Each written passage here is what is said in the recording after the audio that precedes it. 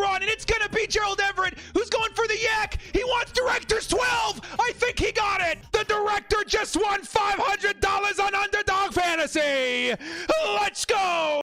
Want to watch football without the restrictions of blackouts or cable? Check out expressvpn.com to help you get access to all the live games. Sign up today using the link in the description to get 3 free months. Yo, what up, Bolt fam? It's the Director. Chargers fans, here we go, Bolt fam. Week 14 of the 2022 Los Angeles Chargers season.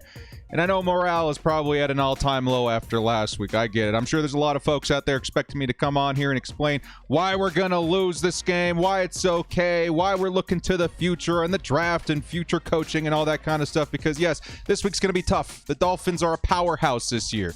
You know what? I was half expecting to explain all this stuff myself as to why we're going to lose. But you know what? No. Instead, in my preparation for this video, I found that we have a much better chance to face the Dolphins than I had first expected. And honestly, this is a game that has potential to be the best of the year for the Bolts in terms of watchability and excitement. And I very much so respect Miami and the team that they've assembled out there. So I don't take this matchup lightly, but I do think that this could be insane. I do expect it to be a matchup full of fireworks, an offensive spectacle, if you will, that you're not going to want to miss. So I do think that the Chargers are not done. And I feel like this week in particular does carry some really good news in terms of putting on a very good show for Chargers fans. Now, before we do get started, guys, like we alluded to at the top of the video, this is going to be my Director's Pick'ems this week for Underdog Fantasy. Last week we had an awesome week. I think a total of $620 in winning slates there. If you guys want to get in on the action, use code Director to match your first deposit up to $100. And these are the 4 picks I'm going with this week. You guys let me know if you have any more in the comment section below. Also, we do have an announcement for our giveaway, which is on running for the holiday season. 3 jerseys we're giving away, first of which being this Keenan Allen jersey coming in from Underdog Fantasy. If you guys want to get in on this giveaway, hit up the link in the description and go ahead and retweet, follow, comment on that tweet. Super easy to enter there. Thank you again so much for our friends there at Underdog Fantasy for putting this on. Next up, we are also giving away this Justin Herbert jersey to one of my subscribers. All you got to do to enter for that is be a subscriber, obviously, on the channel, and hit up the link in the description. Follow the instructions there. Super simple. Make sure you are subbed. Only subs can win. And then lastly, we got this Khalil Mack jersey, one of which I'm wearing today, number 52. That's going to one of my crew members as a thank you from me to you guys. All you got to do to be entered that is be a member of my crew, and that is it. With that, dudes, let's get into this. Well, before we do, hit us up with a like and sub. If you do enjoy this Chargers content, small amount of time you guys take to hit the like, sub, and bell notification helps me out a lot. Let's get into it. Lights, camera, action.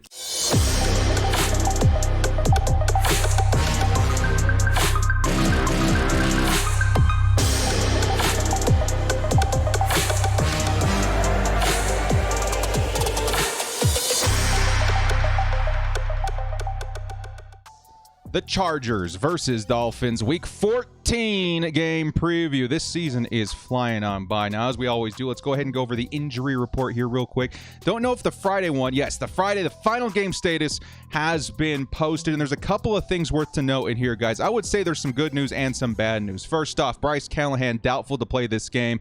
He's been limited and missing practices with a groin injury. The Chargers are going to have to figure something out in terms of their secondary, because after losing J.C. Jackson, they're down to just a few, and I think Jasir Taylor is the guy who's been stepping up in lieu of Bryce Callahan. That's going to be a tough matchup all day for the rookie, whoever lines up opposite him. Derwin James also listed as doubtful for the game. Honestly, guys, this one kind of crept up on me. Haven't seen the final injury report up until right now when it was updated. That is going to be a huge hit for the Chargers defense this week. Of course, we've been using him every which way, pass rusher, in coverage, every which way you can think of, and that is going to make a big impact. So that's something to take into note as we go along into the rest of this video. We likely do not have Derwin James this week, and that is going to be a huge hit to this team. Also missing this week will be Sebastian Joseph Day. Chargers missing players week in and week out, and we are missing a couple of huge ones this week in Derwin and Sebastian Joseph Day. Both, again, big red flags for this defense. Also, Trey Pipkins also doubtful to suit up this game. We might see a little bit more more of Foster Sorrell at right tackle, and then questionable is going to be Richard Rodgers at tight end. However, I will say that Mike Williams, Jamari Sawyer, some of these other huge names as well, Corey Lindsley, all practicing in full, Zion Johnson. The offensive side of the ball seems to be in better shape than the defensive side of the ball this game, which again does also kind of allude to what I think is going to be a very high scoring game versus the Dolphins on Sunday. Again, flex to Sunday Night Football. As for the Dolphins, they haven't submitted their Friday injury report yet, but these are some of the guys to kind of take note on. Teron Armstead, left tackle, might be missing this game. No final word there yet, but missing their left tackle. I think they had another guy too, Austin something maybe. Also missing on the left side of the ball there. That left tackle situation is going to be very sketchy for the Dolphins on Sunday, and one that the Chargers may try to exploit. Outside of that, Teddy Bridgewater, River Crafton did not practice. Tyreek Hill did not practice with an illness. I do expect him to suit up by Sunday, however. Melvin Ingram should be there. I think that's pretty much it. Was there anybody else? Eric Rowe, maybe one of their safeties limited there, and then Tua limited as well. I do think he's going to suit up as well. So outside of that, that's who to expect for this game. Again, big shocking news. You guys have that shocked face from the director live on camera, I should say, live reaction. Derwin James. That's going to be a very, very tough one for the Chargers to overcome. Well, with that being said, guys, let's jump into some of the talking points for this game in particular, starting with the Herbert versus Tua segment right here. Now, first off, Bolt fam, I'm sorry. Hate me if you want, but I do love Tua, okay? If you guys have been watching this channel a long time, especially during the draft this season, or that particular season, you know that I'm a Tua fan. I've always really liked Tua, even in his time in college. That being said, you also might hate me for this. Tua has been on fire this year for the Dolphins, okay? And it has been very evident that whatever hopes that they were having when drafting him back in that draft in 2020, it's starting to come to fruition in 2022, which I'm very happy for the Dolphins. Not this week when we're facing them, but I'm happy for Tua the player. And to be clear, I think that the debate in terms of Tua versus Herbert as quarterbacks, prospects of the same draft class, I understand that. I'm not a big fan of that debate. I think both quarterbacks are great. And of course, I firmly believe that Justin Herbert is the better of the two because, of course, I'm a Chargers fan, duh. But I do think both quarterbacks have very bright futures ahead of them. I'm a very big fan of both of them. Of course, Justin Herbert's going to be the guy that I put all my money on going forward in terms of his career in the future. Still, I think that debate is dumb. We're just going to get that out of the way. So with that out of the way, this game should be crazy for both quarterbacks this week. Tua, we all know, has one of the most lethal wide receiver duos in the league in Jalen Waddle and Tyreek Hill.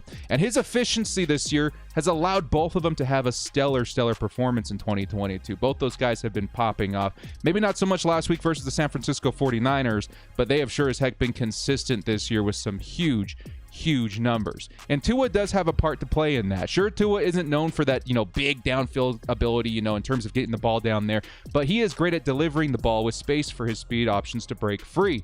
And I mean, honestly, it's been very evident with Tyreek Hill. A lot of us were wondering about his fit. He's been definitely going off. Now, you pair that with a pair of speedy running backs, I would also say, in Mostert and Jeff Wilson. He's got a great arsenal of weapons to work with, and likely a big reason why he's been having a huge season. If he was inefficient, those weapons would not matter, but he has been efficient. He plays a big role in that. But those weapons have certainly helped his chances at maybe climbing for, an MVP candidate whisper. Who knows? Of course, I think both those quarterbacks certainly in the conversation for that. Now, what about the guy on the right, man? My dude, Justin Herbert. Herbert, on the other hand, opposite story, right? Cinderella story on one side, opposite story for Mr. Number 10. He has been throttled this year when it comes to weapons and availability. This season has been the season from hell for Chargers fans. It has just been, our hopes sky high at the top of the offseason. So many huge moves, uncharacteristic moves. We're thinking, maybe Super Bowl candidates this season. It came crashing down hard. With every week that went by, another big superstar going down. This week being no different with Derwin James on the defensive side of the ball. But offensively, this team in shambles in terms of their healthy players. But you know what, guys? I got to tell you, that changes this week. And this is why I'm pretty excited about this matchup, especially offensively for the Chargers. Chargers offense this year, putrid. Hasn't been anything to write home about. This week, however, we're finally going to see Herbert get his top 3 wide receivers back on the field. And this is a trio that hasn't played together since week 1. And I think it's going to be a big part of this game on Sunday, man. Mike Williams, Keenan Allen, Josh Palmer, all in the field at the same time. That is something very noteworthy to include in this video and to include in your thought process as to what's going to happen in this game. And Justin Herbert, the center of all that, is going to make good use of it because despite having to play with a patchwork offense all season, Herbert has still remarkably managed to post 3,339 yards and 20 touchdowns over 12 games. Think about that. Mind blown. Think about that, Bull fam. With whoever at wide receiver, no disrespect to the depth wide receivers on this roster, he still managed to put up some great stats in 2022. And now with his weapons back, I think Herbert's going to put on a show on Sunday, going toe-to-toe against the Dolphins' lethal speed attack in terms of their offensive weapons. I think it's going to be a fun one to watch. Points will be scored, a lot of them, on both sides. I think the Chargers, with their weapons back, Justin Herbert's going to have himself a nice day. And we can already expect Tua and the Dolphins and those speed weapons to have a nice day too. So I think that all kind of equates to a lot of points scored on Sunday for both sides, which will be an exciting game to watch in Sunday Night Football. Next up, let's talk about one of these receivers in particular for the Chargers, the Keenan connection. Now, Keenan Allen's likely going to see a lot of this man that goes by the name of Xavier Howard this week. And Xavier, he's one of the league's better corners. He's going to make life kind of difficult on Keenan Allen this week. I do respect Xavier Howard quite a bit. There's a lot of talk about Xavier leaving the Dolphins. We as Chargers fans were trying to jump on top of that because he's a very good cornerback. Well, this week he's going to be matching up versus Keenan Allen. And the thing about Keenan Allen is that sometimes a team's going to put a lot of resources into stopping him. He still manages to make some big plays, make a big impact. But like the Raiders did last week, sometimes they do a decent job of holding him down. That doesn't mean that he doesn't make an impact. Of course, we saw, 8 catches last week? One huge one for a touchdown. Super, super nice. No matter what, there's always going to be upside with number 13. And we're going to need him to fire up this week versus Xavier Howard, which is going to be a decent matchup. But especially in third down situations. As a Chargers fan, you guys know that during some of the live streams or in the culture, whatever, third and Keenan is often a term that's used and thrown around by the Bull fam. It's because he's so clutch on third down. We need him to kind of return to that form this week to keep pace with the Dolphins offense. We've got to put points on the board if we hope to keep up. The Chargers last week converted just 5 of 16 third downs versus the Raiders. That was putrid. And honestly, it was something that we kind of predicted. I don't know if you guys remember, but I noted that the Raiders have done a decent job at focusing Keenan Allen, trying to slow him down. For the most part, they've done a good job. Despite the Chargers having a better win record, it doesn't really matter.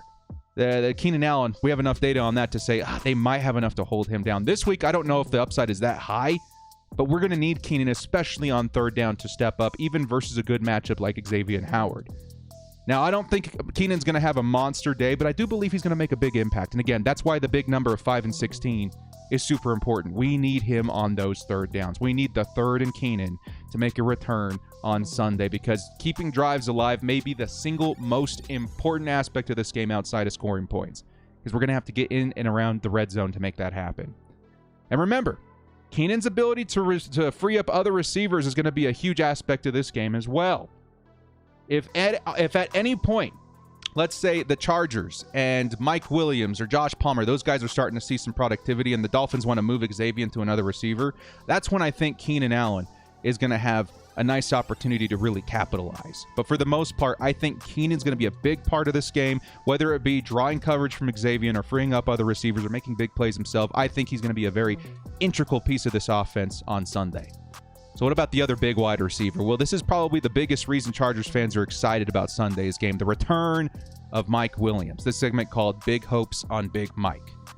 Now, Mike Williams should be good to go on Sunday, and he may be one of the single most important players of the week for this Chargers offense. With Keenan, Mike, and Palmer finally back together, we may see a resurgence of our passing attack. And this is big, man. Chargers fans have been waiting all season for the offense to get exciting again. We've seen a couple of weeks on and off, but for the most part, the consistency just has not been there. I think a lot of people will blame that on the Joe Show, which is absolutely warranted, but not having receivers also plays a part in that. Having these guys back together is huge, and I think Mike Williams may end up being the most important receiver for the Chargers on Sunday. Not to say the other guys aren't. Obviously, Keenan Allen, one of the best in the business, but in terms of capitalization and opportunity, I feel like Mike Williams might be the guy. He may find himself in a nice mismatch for most of the day on Sunday. Because as you guys know, Xavier Howard, great cornerback. Their other cornerback the Dolphins are known for is a guy by the name of Byron Jones. Very good. I think an acquisition from the Dallas Cowboys a couple years back. Well, he is currently sidelined. And with Byron Jones sidelined, Mike Williams, he's going to face guys like Noah, oh my God, what's his name? Noah Igbenogany. Igbenogany. We're going to go with that. Or even like a Justin Bethel. Both those guys okay, right? I think Noah maybe had a bit of a slow year last year. Don't know how he's looking this season. But that's not a bad matchup for Mike Williams. And this opens the door wide open for Mike to make a huge impact in his return. And at this point, with all three of these wide receivers back, Justin Herbert is likely hungry to move the ball downfield, and Mike should provide that opportunity big time. I will say that the Dolphins have a nice pair of safeties back there that can keep Mike from going bananas. Of course, we don't know what's going on with Eric Rowe. But their other guy, I forget his name, very, very good cornerback too, a younger guy. He should make things a little less likely for Mike Williams just to kind of sprint off and go all the way. Still, that being the case, the mismatch at cornerback is going to play a big aspect. The drawing away of coverage is going to play a big impact there. And I think just Mike Williams overall, his ability, his jump ball ability, his ability lately to get open, he's been much more of a, go route 50-50 ball kind of receiver. He's been running some routes this season. I think his impact is going to be very much so felt this week. I wouldn't be shocked if maybe he doesn't lead the team in targets, but maybe also leads the team in yards and maybe even a touchdown. I think it's going to be very, very interesting to see what Mike can do on Sunday. And again, I have big hopes for him this week. I think he may end up being one of the most important pieces on this offense versus the Dolphins because of that mismatch opportunity. Well, what about maybe outside of Justin Herbert and these guys, the biggest part of this offense, Austin Eckler? Now, I didn't say the biggest part of the entire offense. I said the biggest part of those receivers, right? Maybe I didn't. I don't know. I think the biggest part of the offense this week is going to be Eckler. This segment called Eckler on the Loose. With all of that said, we wanted to make sure that Bolt fam have a firm foundation of what's going on with the wide receivers. That's pretty significant. But now with all that said, what are the Dolphins, going to do versus Austin Eckler? Who they got back there? They're going to have their hands already full facing a fully healthy top three wide receiver group. Who's covering Austin Eckler? Now, this is who I'm attacking with aggressively this week if I'm the Chargers and Joe Lombardi, okay? Eckler, in my opinion, could have himself a very, very big day. We just got to take some notes from what we saw last week when the Dolphins faced up, what was his name, Purdy, in the San Francisco 49ers, also featuring a Christian McCaffrey. You know what Christian McCaffrey did last week? I think he had something like 8 receptions, 80 yards, and a touchdown through the air. This Dolphins defense was absolutely exploited by a receiving back, and the Chargers just so happened to, in my opinion, have the second best receiving back in the league. I think the argument would have been him or Alvin Kamara, and at this point I think it's very firm that it's CMC and then Austin Eckler. And it's pretty significant from what we saw last week versus the Niners with the Dolphins. Sure, I don't think our ground game has been anything to write home about. The Chargers, in terms of handing it off to Austin Eckler or one of the backups, they've been okay this season. Definitely nothing to write home about at all. But Eckler's dual threat ability should be put to the test early this week. The reason why Eckler has a good day is because of his production through the air. Especially when you consider that the Chargers may finally have some room underneath the pass too. Keenan, Mike, and Palmer all back together. That's going to create some nice space for Austin Eckler, even on the ground too, I have to imagine. Austin Eckler, the kind of runner that you want to give space to on the outside. If there's a bit of space out there, if you got some nice blocking from your receivers, which that's another underrated aspect of the Chargers wide receiver group, the top three guys, then I think you can find some success there. But all in all, I do believe that Austin Eckler is going to be a big part of the plans on Sunday, especially when it comes to, Justin Herbert. Maybe the pocket's collapsing like it's been so consistently doing these last couple of weeks. Austin Eckler, with a bit more space due to those threats at wide receiver, is going to put up some nice numbers this week. So I think Austin Eckler on the loose, again, could be the most important aspect of this offense in terms of scoring and moving the ball. And the wide receivers are certainly going to help that out. And again, I feel like they just kind of go hand in hand. Chargers going to be passing the ball a lot this week, whether it be the receivers or their running back, even their tight end. I think Gerald Everett could have a decent day. It's going to be an offensive-focused week versus the Dolphins. Next up, this segment called an absent Bosa Ingram throwback.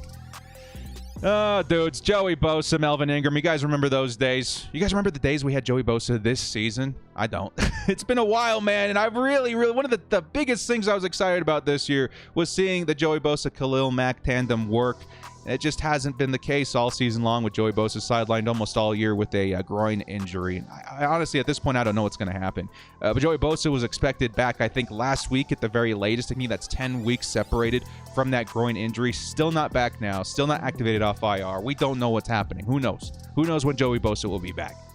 Melvin Ingram, on the other hand, if you guys remember that tandem, he's been tearing it up for the Dolphins. What is it with the Chargers lately, man? We let go of Melvin Ingram. He has a pretty spectacular, I would say, resurgence in his late career with the Steelers, the Chiefs, and now the Dolphins. Now, we are looking at now I would say the other guy, Jerry Tillery, his first game as a Raider, tore up the Chargers. That was also a sinking feeling. But Melvin Ingram's, he's been kind of a dude out there. 1 sack at least each game for the last 4 weeks straight. He's been a difference maker for that team. And with the Chargers offensive line looking the way that it has been, allowing 5 sacks to Justin Herbert last week, be it a line that featured Max Crosby and Chandler Jones, it's still something very concerning. So if anything, I want Chargers fans to be aware of the ex-Charger on the opposite side of the ball in Melvin Ingram. That's going to be something definitely worth noting. Hopefully, we see Jamari Sawyer step up, Foster Sorrell step up, wherever he decides to line up. The Chargers need a bit of a resurgence on that offensive line to keep up, because the Dolphins front has been pretty nasty this season. It's going to be something worth noting that the Chargers, if they're going to get that passing game off the ground, they got to keep them upright. Also worth noting for the Chargers pass rush, however, is going to be Khalil Mack, the man who he decided to wear the jersey of today. Brand new jersey, by the way, guys. After the weight loss, all my jerseys were too big, but this is the first one I decided to get that was in my size. There we go. Khalil Mack. And you know what? Khalil Mack could have himself a pretty big week this week, too. I know it's been a tough year. He's still been very good this season, but it's been a tough season without Joey Bosa on the opposite side. He needs help, and the Chargers pass rush has not looked the same since Joey Bosa left with a groin injury. But this week, the Dolphins, like we mentioned at the top of the show, likely rolling out with a huge red flag at left tackle. That's something that you just have to exploit if you're the Chargers. If I'm the Chargers, I'm attacking that side relentlessly. I'm putting Khalil Mack on that side all game long, and hopefully somebody can step up, a Kyle Van Noy, Chris Rumph, somebody on the opposite side to continue getting pressure to Tua Tagovailoa, because last week I feel like that was one of the biggest aspects of that game. Nick Bosa, the other would have been nice to see back-to-back Bosas for the Dolphins. I'm sure the fans don't think so. Last week, Nick Bosa, I think he posted something like 3 sacks, and that was a big reason why the Niners were able to hold on and take down the Dolphins in that, what we'll call like a shocker game, especially with Purdy having to come in lieu of Jimmy Garoppolo. Anyway, that's worth noting. The pass rush on both sides, something to keep an eye on. Next segment here is going to be a shocking MVP returns. Now, Mike coming back is huge, Mike Williams. But there might be another bigger name returning this week. The guy you're seeing, number 63 on the screen, Corey Lindsley. Corey Lindsley should be back, and this is a guy that I think a lot of people write off as like, yeah, we got our center back. Awesome. Cool. Nah, man, I'm here to tell you that is a big deal. Because what Corey Lindsley brings to this offense is invaluable. Like, literally, who else in the league could step into his shoes and do what he does? Almost nobody. He's wildly underrated. As an aspect of this, you guys want to know this season, because Corey Lindsley's been on and off the field quite a bit this year.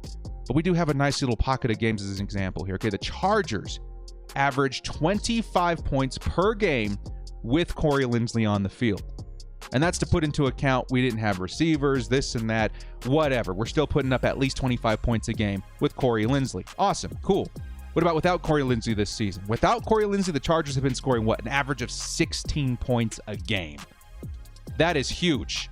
That is massive. That's 2 possessions right there. Corey Lindsley is one of the biggest difference makers you're going to find on this offense, and his return this week is invaluable, especially when you're facing up an opponent that is known for putting up a ridiculous amount of points. You need that center on there to call those protection assignments, to keep, free up Justin Herbert to focus on the play rather than I'm going to get sacked this drive, or am I going to have to, call out the mic, whatever. Corey Lindsley is that guy. He takes a huge load off of Justin Herbert's plate and assures Justin Herbert that the best possible, formation or the best possible plan at the offensive line is in good hands. He's arguably the most underrated player on the Chargers offense right now, and I do think having him back this week is huge. Sure, the Chargers offensive line still doesn't look great, but it's in the right hands right now to make the most of it in number 63. So Corey Lindsley, welcome back. We certainly needed him this week. And again, the average of points, 2 possessions, is something the Chargers need massively this week in order to try and contend with the Dolphins in that, turbo-powered offense in terms of their wide receivers. Speaking of which, next segment called the Turbo Switch. Now, the Dolphins may have the most lethal wide receiver duo in the league with Hill and Waddle. Okay, not the biggest fan of Tyreek Hill. I'm sure a lot of you guys know why. At the same time, Jalen Waddle, both those guys together, that's a nightmare. Honestly, for me, if I'm being truthful, that's a dream pairing of wide receivers that I would like to have for Justin Herbert. Right? Give Justin Herbert a pair of guys that can literally stretch the field, along with a quarterback that can actually access that part of the field with one of the best arms in football. I feel like this is the kind of receiver duo that Justin Herbert needs. We have a great one in Keenan Allen and Mike Williams, but he needs that speed aspect on the team. Maybe he doesn't need both, but somebody like one of these guys is insane. Now, Tyreek Hill, a receiver that the Chargers are not unfamiliar with. Okay, we know Tyreek Hill. You know what's kind of crazy, though? A stat that I dug up in preparation for this video. Did you guys know that Tyreek Hill, having faced the Chargers 11 times in his career, yeah, it's been a long time of the Chargers scratching their heads like, how did Tua just get wide open? In that time of 11 games, Tyreek Hill has only eclipsed 100 yards. What is it? 2 times. 2 times in his career versus the Chargers. Isn't that kind of nuts? Considering our history, but it's true. And I don't know if the Chargers just kind of know something versus Tyreek Hill. Similarly, how the Raiders know what to do versus Keenan Allen. But that is something worth considering. It doesn't mean that he can't pop off or whatever. He's fit very well with Tua and the Fins, better than a lot of us had expected. But the Chargers do have some exposure versus a receiver like Tyreek Hill. Exactly Tyreek Hill. And maybe they have a plan on how to slow him down. But still, this is a different Tyreek Hill. Maybe the same Tyreek Hill, but thriving in a different system. He's gone for over 100 yards 6 times this season. So am I counting on him to not have another 100-yard game, maybe a touchdown or 2? No, absolutely not. I think it could absolutely happen. Don't know how the Chargers are going to try and contain him, especially now with Bryce Callahan out. We're going to have maybe Asante Samuel Jr. on him for the most part. Maybe it's Mike Davis, who knows? But he's going to play a big factor in this one. And it's another, aspect worth noting as to why I think this is going to be a high-scoring game. This pair of wide receivers, they're going to be tough to stop. The last segment here, noting for Chargers fans, is called the pass-happy offense. Now, one of the biggest things as Chargers fans this year in terms of our defense that we've been worried about is the run defense. Chargers fans are sick to their stomach every time I bring up our run defense because it sucks. It sucks big time. Fortunately for us this week, however, I think this week we face a team that that just does not run that much. I think last week they ran 8 times versus the San Francisco 49ers, which may have been a necessity. The Niners, I think, one of the best teams in the league at stopping the run. They completely abandoned it halfway through. But characteristically, this team just does not run as much as other teams we face this season. They're a very much so pass-heavy team. This doesn't mean that can't change. You guys remember we kind of had this similar conversation in Week 11 when we were facing the Chiefs. In that week, the Chiefs absolutely shifted their plans and ran the ball like maniacs, 27 carries or something like that. So if I'm the Dolphins, I'm thinking, maybe we hand the ball off a little bit more to Jeff Wilson and Raheem Mostert because the Chargers just can't stop that. Are they going to do that, though? I just don't know. If I'm the Dolphins, I think I'm still leaning on Tua. I'm still leaning on Tyreek and Waddle and these guys, maybe even Gesicki, because the Chargers now missing Derwin James are going to be that much more susceptible through the air as well. And that's their strength. That's their forte. Passing. So I guess you just really never know. It's going to be going into this game. At least we can breathe a little bit easier that we're not facing a Nick Chubb, a CMC, or a Josh Jacobs this week. But it's something worth noting. Maybe they shift plans like the Chiefs did. They start running like crazy. And we see another, collapse in the Chargers run D. But this is going to be a crazy game offensively for both sides. The Dolphins, already known for that crazy offense. They've been crazy all year. The Chargers, with Justin Herbert and a returning trio of wide receivers, is also something very much so worth noting. So with that, let's get into the score prediction. You guys ready? I may have gone a little bananas with this one. Here's my score prediction for the Chargers versus Dolphins here in Week 14. Prediction, Chargers, 36. Dolphins 34. Yeah, I'm going a bit nuts this week with the prediction. The Dolphins have scored 30 or more points in 4 of their last 5 games. I don't expect that to change this week. And I think if the Chargers have a shot at taking them down, they're going to need to post their biggest score of the entire season. And what's absolutely nuts is, you know what? Maybe it's the hype of our trio of wide receivers returning. I think we can shock the world with this one. I think the Chargers may be able to keep up, and it's going to be a firefight out there, man. Lasers on each side, back and forth, back and forth. Sure, it's probably an overly optimistic thought, but I don't know. I just have a feeling this week it's going to be a nutty, nutty game. with everything that's gone wrong this year, with all the injuries and misfortune for the Chargers, it sucked, right? I think having all these guys back on the field, however, is going to make a big difference. But you'll also notice that I have a majorly high score for the Dolphins as well. Again, they score a lot of points. And in my eyes, this has the potential for a massive shootout. And maybe it's why the NFL decided to flex this game into Sunday Night Football, because points will be scored. It will be a spectacle for viewers all around America tuning into Sunday Night Football. So that being said, I'm not done with the 2022 Chargers. Because this week, guys, it's likely your make or break week. Survive with a 7-6 record. Maybe the playoffs are still a possibility. Again, because I want Sean Payton and all this stuff and changing in the coaching doesn't mean I want this team to fail. I want this team to win. And I think they definitely have a shot this week, a lot bigger shot than most people give us credit for. And 6-7 kind of keeps those hopes, or 7-6 keeps those hopes alive. But if you lose and go 6-7, things get really tough and really bleak. Again, most people are dismissing the Chargers' chances in this one because, yeah, we're going up against a very good team. This game's going to be tough. But the reality of the situation, because like you guys, I was coming into this video expecting to be like, okay, guys, everybody sit down, grab a hot beverage. I'm going to have to deliver some bad news. We're going to lose this game. But the reality of the situation is I sat down, I looked at this game, I looked at the returning players, I looked at Justin Herbert, I looked at almost every aspect I could. You cannot write the Chargers off on this one. This offense has been atrocious this year, yes, especially due, to Joe Lombardi, but also just not having anybody available. I expect Joe Lombardi to be gone next season, absolutely, but having Keenan, Mike, and Palmer back together is a big thing worth noting. And I'm throwing down for them this week because I believe in their potential behind Justin Herbert. I think Justin Herbert's hungry. I think this team is hungry. And I think they're coming back with the full arsenal of wide receivers, and they're going to keep up. They're going to at least put up a really good show trying to keep up with the Dolphins. Sunday's going to be a show worth watching. Win or lose, it's going to be a fun one to watch. And I think the Chargers' chances are a bit higher than a lot of people are expecting. Even Chargers fans, I know, we're down in the dumps. It's been a tough season. But I think, honestly, when you sit down and you really look at it, the Chargers aren't out of this one. And it should be a very fun one nonetheless. Well, guys, in the comment section below, let me know what your guys' score prediction is. Again, I went bananas, 36-34, narrow victory for the Chargers. It would be a crazy fun game to watch. And honestly, a huge one to celebrate as the best Chargers game in a long time. But at the same time, it's going to be a firefight out there. Hopefully the Chargers make it out on the positive side to grab the win. You guys let me know your score predictions in the comment section below, and maybe one of the biggest impact players you can feel on offense for the Chargers going into this week. Well, guys, thank you so much for joining me. This has been The Director. Hit that like and sub button on your way out if you did enjoy that content. And remember to make sure to check out the Twitter, check out making sure to like and sub, join the crew, whatever, to get in on these giveaways. We got 3 jerseys that we're giving away this week, as well as get in on the action with Underdog Fantasy. Should be a very fun one this week, especially with so many teams on bye. Want to make sure to have a fun and entertaining Sunday. This is the way. I honestly use Underdog.